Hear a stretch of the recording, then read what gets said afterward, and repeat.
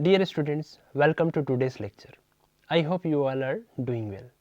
In this session, we are going to study about perception, which is one of the most important concepts in human behavior and organizational management.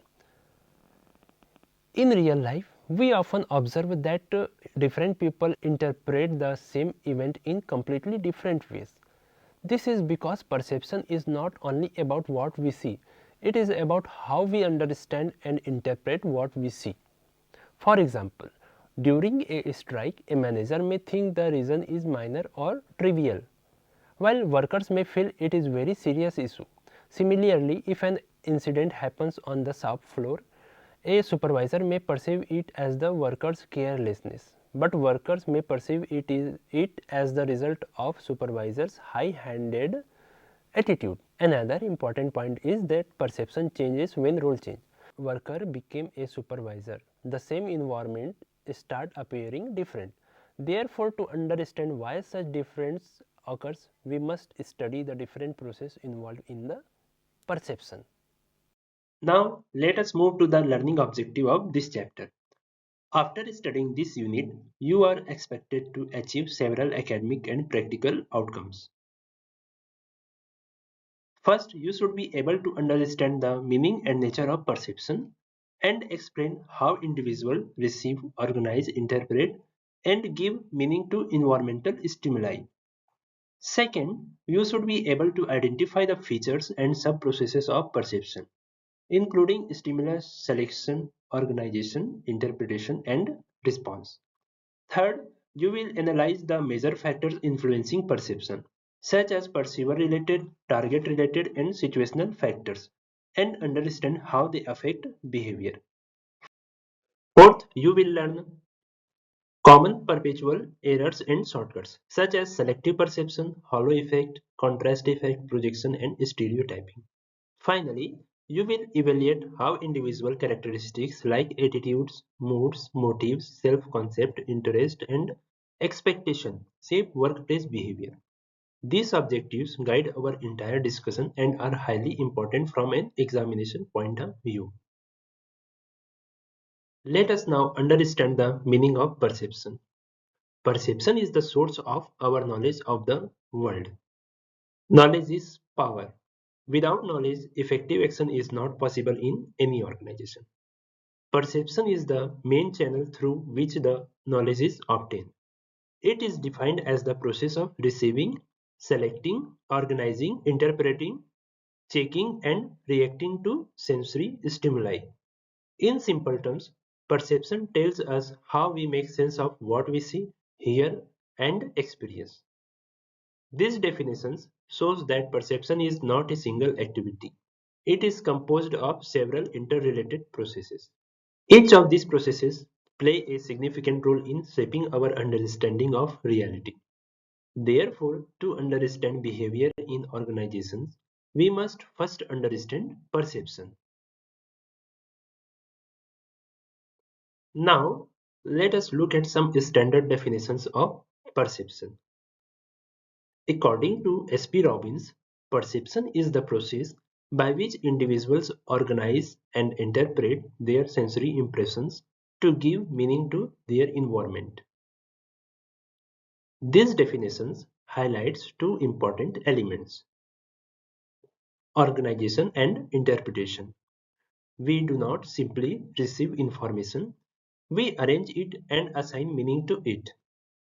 Joseph Ridge defines perception as the process through which individuals receive information through seeing, hearing, feeling, tasting, and smelling. This definition emphasizes the role of sensory organs. Together, this definition shows that perception is both a psychological and a physiological process. It connects the external environment with the human mind. Let us now discuss the main features of perception. First, perception is a psychological process. It takes place in the human mind and involves thinking, understanding, and interpreting. Second, perception is individual and subjective. Different people interpret the same situation differently due to differences in experience, attitude, personality, and values. Third, perception is selective. People do not notice everything. They focus only on what is important to them. For example, students quickly notice examination notices. Fourth, perception is organized. The mind arranged information into meaningful patterns. We see a group as a team, not as isolated individuals. Fifth, perception is interpretative. We assign meaning to what we observe. For instance, a manager's silence may be seen as approval or anger. This feature shows that perception is an active mental process.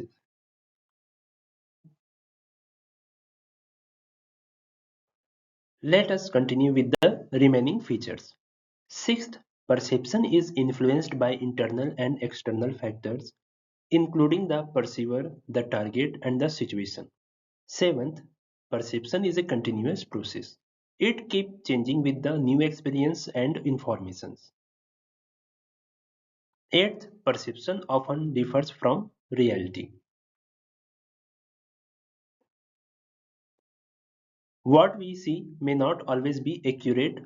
For example, a friendly person may be misunderstood as oversmart. Ninth, perceptions leads to behavior. People act according to what they believe is true. If an employee perceives a boss as unfair, motivation may decline. Tenth, perception include both sensation and meaning.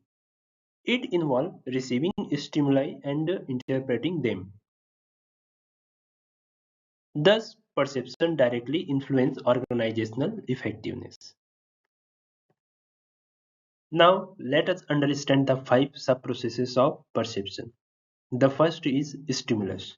Perception begins when a stimulus is present. In organizations, a superior often becomes a stimulus for subordinates. The second is registration. It involves sensory and neural mechanism. Our ability to see and hear affects perception. The third is interpretation, which is highly crucial. Motivation, personality, and learning influences how we interpret situations. The fourth is feedback. Behavioral changes in superiors provide feedback that shape perception. The fifth is response. Perception and in action. This action may be overt, like speaking, or covert, like changing attitudes. These sub-processes show the complexity of perception in organizations. Now we move to the factors influencing perception. Perception is not formed in isolation. It is affected by multiple forces. These factors are classified into three major categories. First, factor related to the perceiver, that is the observer. Second, factors related to the target, meaning the person or object being perceived. Third, situational factors, which include the context and environment. These three categories jointly determine how perception is formed. In the next slides, we will study each of these factors in details. Understanding them is essential for managing people effectively. Now, let us begin with the first category of perpetual factors, that is, factors related to the perceiver. These are factors that arise from the person who is forming the perception. First is past experience. Our previous experience strongly influences how we interpret present situations. For example, a person who has experienced cheating earlier may easily mistrust others. Second is motives and needs. People tend to notice things that are connected to their desires and necessities. A hungry person notices food advertisement more quickly. Third is expectation. If individuals expect something to happen, they are more likely to perceive events in that direction. For instance, if employees expect a manager to be strict, they may interpret normal feedback as harsh. This factor shows that perception begins within the individuals. Now, let us move to the second category, that is factors related to the target. These factors related to the person or object being observed. First is size. Larger objects attract more attention. Bigger signages is noticed faster. Second is intensity. Bright, loud or strong stimuli are more noticeable. Loud voices receive more attention than soft voices. Third is contrast. Objects that differ from their surroundings are easily perceived. A formally dressed person among casually dressed people is quickly noticed. Thus, physical characteristics of the target influence perception. Let us continue with more perceiver-related factors. Fourth is personality. Personality traits influence how individuals interpret situations. Optimistic people see things positively, while pessimistic people focus on negative aspects. Fifth is attitudes and values. Personal beliefs strongly shape perception. A person who values discipline may give more importance to punctuality than creativity. Sixth is emotional state. Mood plays a major role in perception. A stressed person may misunderstood simple comments as insulting. Therefore, emotions and personality directly influence workplace relationships. Let us continue with the target related factors. Fourth is motion. Moving objects attract more attention than stationary ones. Fifth is repetition. Repeated exposure increase awareness. Repeated advertisements improve customer recognition. Sixth is novelty and familiarity. New and unusual things attract attention. At the same time, familiar objects also influence perception. These factors explain how organizations use advertising and design to shape perception. Now, let us discuss the third category, that is situational factors. This refers to the environment in which perception occurs. First is time. Perception changes depending on timing. A casual remark may irritate someone under pressure. Second is work or social setting. Behavior is perceived differently at office, home, or public places. Third is cultural environment. Culture shapes interpretation. In some cultures, eye contact is respectful, while in others, it is rude. Fourth is role and social status. Advice from seniors is taken more seriously than from juniors. Thus, perception depends greatly on context. Now, let us understand the perceptual process. Perception involves receiving, selecting, organizing, interpreting, and giving meaning to stimuli. This meaning is based on past experience and values. The processes follow an input through output model. First is stimuli. We receive stimuli through our senses: seeing, hearing, smelling, tasting, and touching. Second is selection. From many stimuli, we choose only some. Selection depends on internal and external factors. Third, organization. Selected stimuli are arranged meaningfully through grouping, closure, and simplification. This helps in storing information. Let us continue with perceptual processes. Fourth is interpretation. It is the most important element. Information has no meaning without interpretation. Interpretation means assigning meaning. Fifth is response. It is the final stage. It represents the outcome of perception. Responses may be positive or negative. They may be overt, such as visible action, or covert, such as changes in attitude. Thus, perception finally results in behavior. Now, let us study perceptual shortcuts. The first shortcut is selective perception. People interpret information based on their interest, background, experience, and attitudes. Since we cannot observe everything, we select certain aspects. Groups also modify perception to suit their interests. When situations are ambiguous, personal attitudes influence interpretation more than facts. Selective perception helps us process information quickly. However, it involves risk. We may draw incorrect conclusions. For example, a routine visit by a senior executive may be understood as preparation for layoffs. Thus, selective perception can lead to serious misunderstandings. Now, let us move to the second important perceptual shortcut, known as the halo effect. The halo effect refers to the tendency to form a general impression about a person based on a single characteristic. In this process, one dominant trait influences our entire evolution of an individual. For example, in educational settings, students often evaluate their teacher based on one noticeable quality, such as enthusiasm. If an instructor lacks visible energy, students may rate him or her poorly, even if the instructor is knowledgeable and well qualified. Thus, one weak trait overshadows many positive qualities. This leads to biased judgment.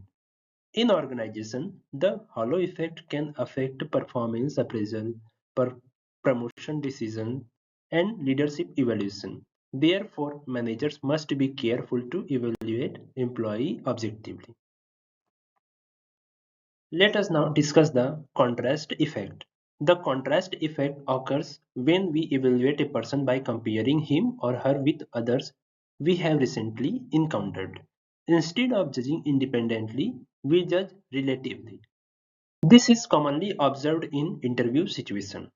For example, if a candidate appears after several weak applicants, he may seem very impressive. However, if the same candidate appears after highly competent applicants, he may appear less capable. Thus, evaluation depends on sequences. This leads to distortion in judgment. In recruitment and selection, contrast effect can result in unfair decisions. Hence, organizations must use standardized evaluation systems. The next perceptual shortcut is projection. Projection means attributing one's own characteristics to others. Individuals assume that others are similar to themselves. For example, honest people often believe that everyone is honest. Similarly, trustworthy individuals assume others are trustworthy. Such people judge others based on their own personality rather than actual behavior. Interestingly, when they meet people who are actually similar, they become accurate by chance, not by perception skill. Thus, projection reduces objectivity. In organization, projection can affect teamwork, leadership, and trust relationships. Now, let us examine stereotyping. Stereotyping refers to judging individuals based on their membership in a particular group. It is a way of simplifying complex information. For example, a sales manager may prefer athletes because of past success. This reduces search time and simplifies decisions. If the stereotype is accurate, it may improve decision making. However, problems arise when stereotypes are incorrect. Not all athletes are hardworking. Similarly, stereotypes based on gender, age, race, and appearance are common in organizations. Examples include assumptions like women cannot relocate or older worker cannot learn. When people expect stereotypes, they tend to perceive only supporting evidence. This leads to discrimination and poor management decisions. Now, let us focus on the characteristics of the perceiver. Several personal qualities influence perception. First is attitudes. Personal beliefs affect interpretation. For example, a manager who believes women are weak negotiators may judge female candidate unfairly. Second is mood. Our emotional condition affect how we evaluate others. When happy, we form positive impression. When unhappy, we evaluate others on negatively. Third is motives. Unsatisfied needs influence perception. An insecure boss may see a hardworking subordinate as a threat. Thus, personal insecurity distorts judgment. Let us continue with more characteristics. Fourth is self-concept. People with positive self-concept notice positive traits in others. Those with negative self-concept focus on weakness. Fifth is interest. Our interest guide attention. A supervisor warned for lateness will notice late colleagues more. Sixth is cognitive structure. It refers to an individual thinking pattern. Some focus on physical traits, others focus on personality traits. Cognitive complexity allows perception of multiple characteristics. Finally, expectation influence perception. We tend to see what we expect to see. Thus, mental framework shape reality. To conclude, perception is the process of receiving sensory information, selecting and organizing it, interpreting it, and responding to it. Perception is subjective and differs among individuals. It is influenced by the perceiver, the target, and the situation. We also studied the perceptual process and understood that people often use shortcuts like selective perception, halo effect, contrast effect, projection, and stereotyping while judging others. Finally, we learned that attitudes, moods, motives, self-concept, interest, cognitive structure, and expectation of the perceiver strongly shape perception. Dear students, thank you for your attention. If you found this video useful, please like and share it. And if you have any doubt related to this video, feel free to write them in the comment box. We will try our best to answer them. Thank you.